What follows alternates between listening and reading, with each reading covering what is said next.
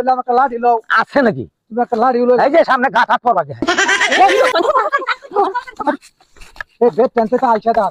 কি কামলা লইছো এটা? বেড বই আছি না তো কোন কাজ করছো? এইটাই তো কইতেছি। তারা তো মনে করতেছে আমার চোখে সমস্যা না না। বেড টেন্ডে করে আবার গাছ হাত পড়লো।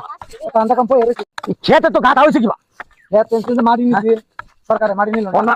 দাদা মাতা একটু দেখে নাই মামা তো বইয়া দাও না। এই যে রহমানে বইয়া দাও এই এই বেটেন মনে বেটেন কো কামলা কো দিগাও তোমরা দিগাও।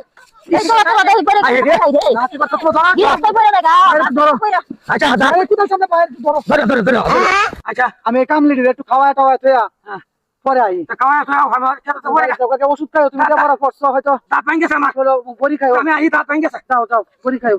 কি কাম করলা সকাল থেকে 3টা কামলা লইলাম তোমরা রে। সব তিনটা কামলা লই আইরা যদি তোমরা এনি খেত কোবাও তাহলে কি আমার পুষ্প ঠিক বলেছো।